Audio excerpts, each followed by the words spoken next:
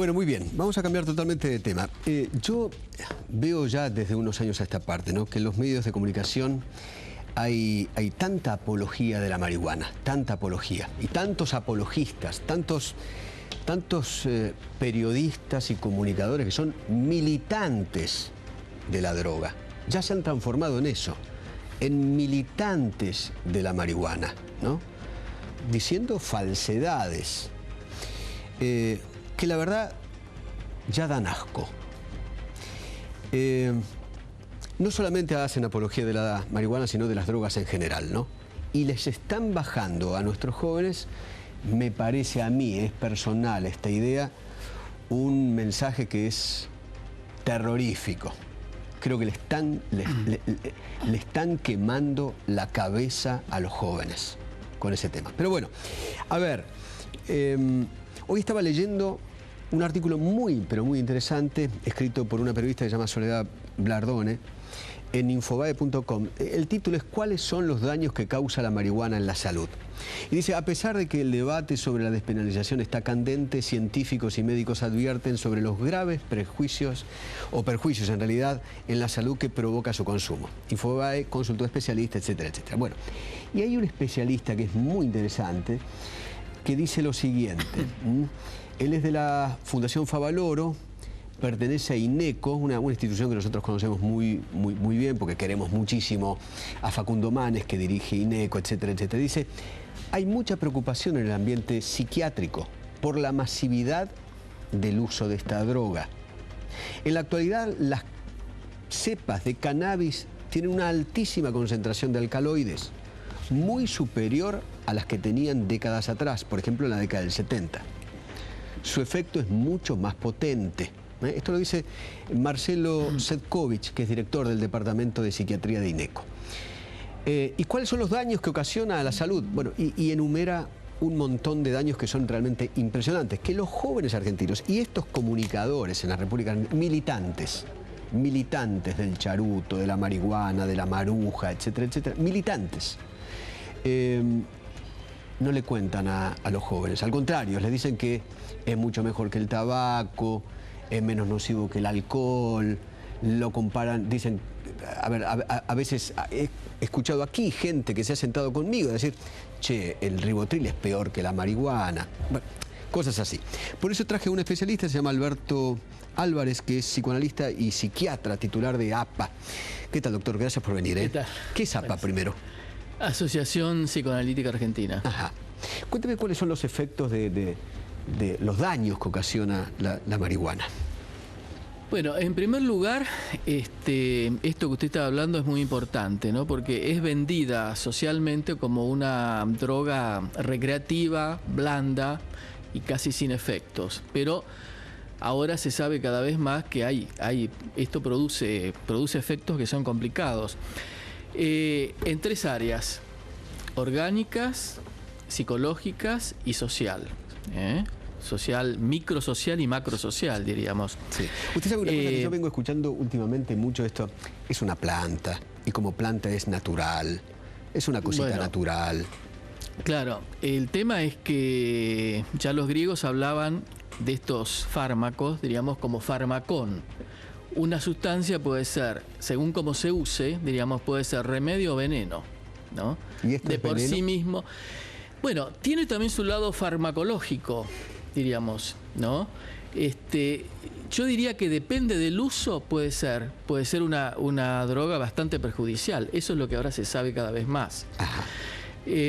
¿Por qué? Porque como usted decía, en los años 70 se lo usó recreativamente. Es verdad que había otro tipo de cepas y el consumo estaba más acotado.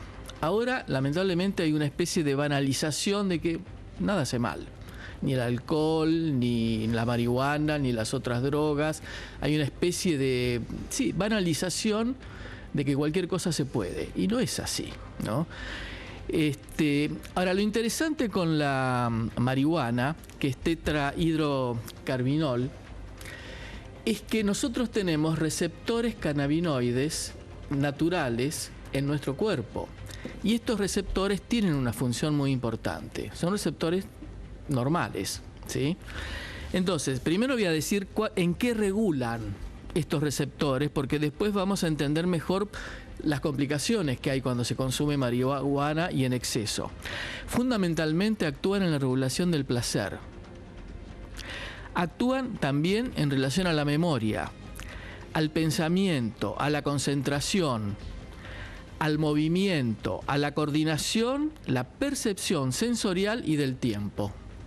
En todo esto funcionan coordinando nuestros receptores cannabinoides normales. Ahora, cuando la persona fuma o ingiere marihuana, está dando un shock a estos receptores y los descoloca, diríamos. Entonces se produce toda una serie de alteraciones en todas estas áreas.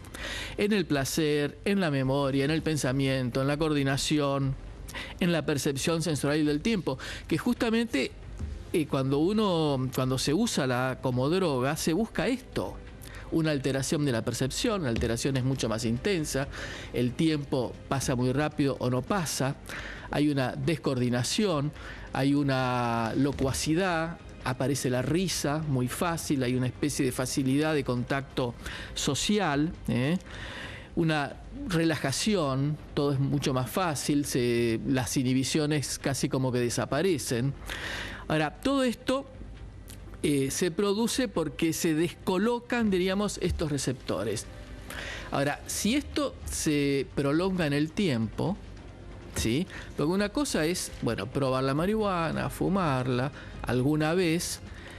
Otra cosa es un uso a veces casi diario, en una dosis a veces muy alta, o con este tipo de plantas que hay ahora que son muy fuertes, muy poderosas. Entonces es un descalabro muy importante. O sea, no es la misma plantita natural de la década del 70, sino que ahora es mucho más nociva. O sea, son versiones, claro, son distintas versiones de la planta, algunas modificadas, creo, genéticamente, claro, y otras no. Han encontrado cepas de marihuana que son mucho más fuertes, mucho más potentes, y esto es lo que se está comercializando y lo que se usa.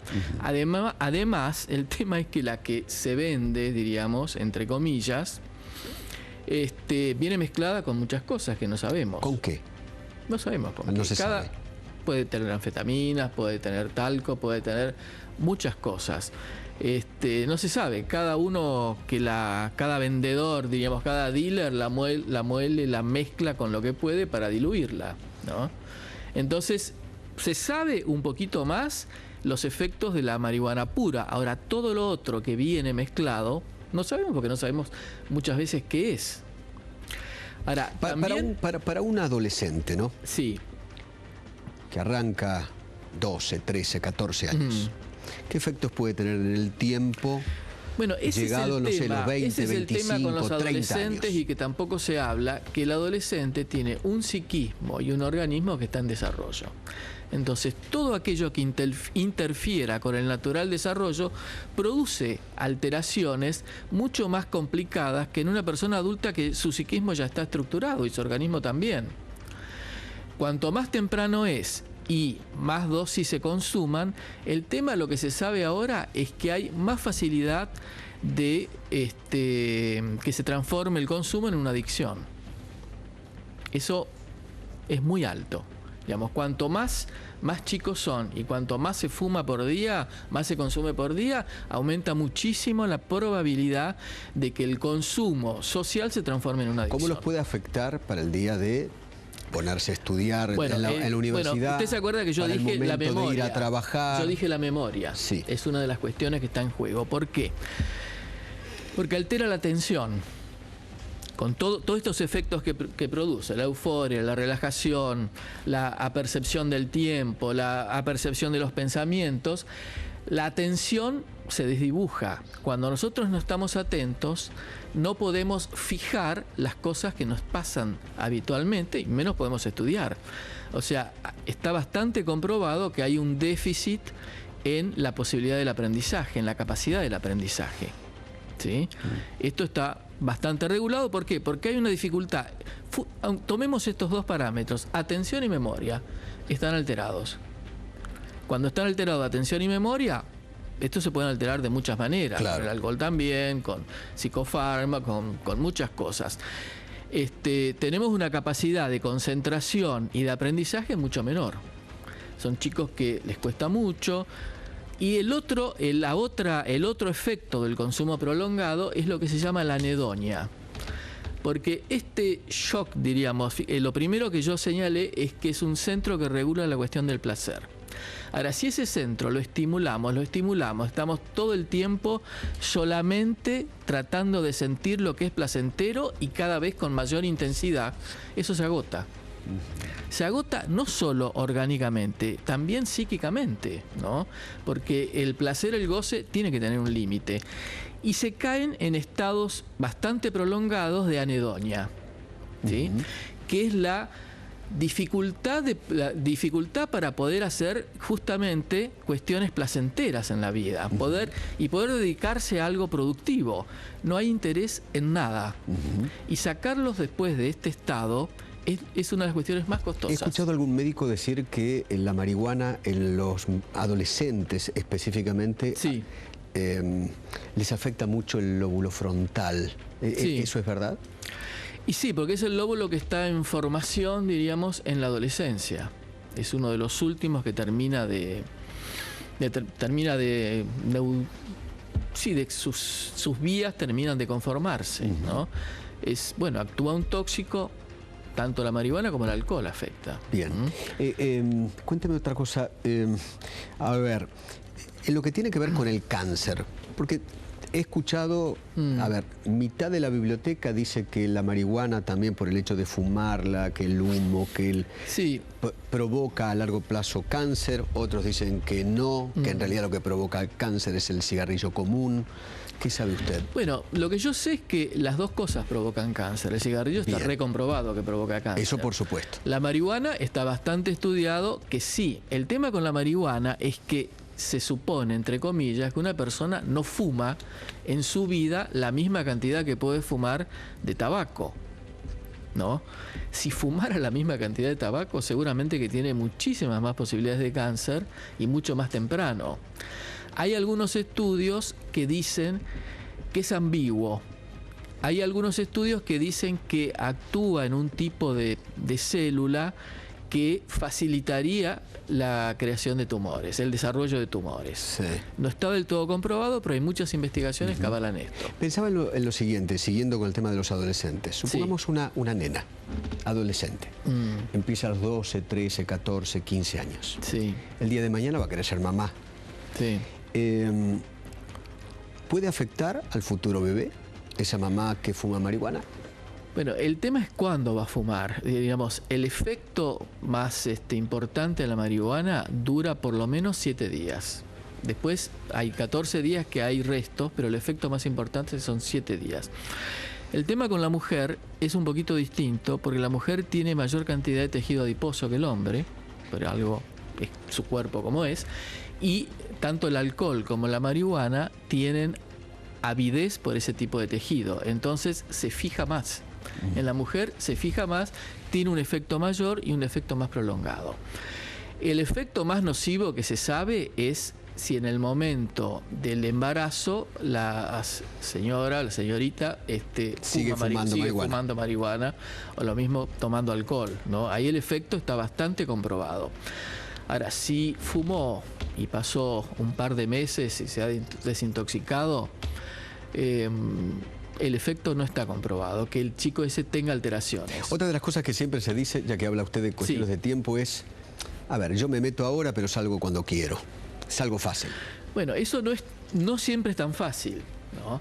Algunos chicos lo pueden hacer. De hecho, hay muchas personas que lo han hecho y lo han dejado, que han tenido un uso social de la marihuana en alguna fiesta, en alguna reunión, pero nunca se sabe cuál es la cuestión con cada uno, diríamos. Cómo esa sustancia, cómo va a caer, digamos. Lo que pasa es que todo aquel que lo fuma, yo digo porque escucho, leo, muchos de estos adolescentes que me critican por ocuparme de este tema,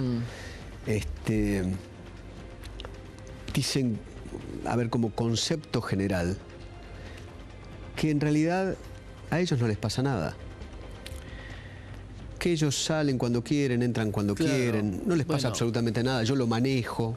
Bueno, yo lo que veo es cuando esos chicos no pueden salir, diríamos, ¿no? Y hay muchos casos, cada vez más. El tema es que no es, digamos, se arma una cuestión con el tema de la droga y la marihuana, que es, en este caso estamos hablando, que no es solamente una decisión personal.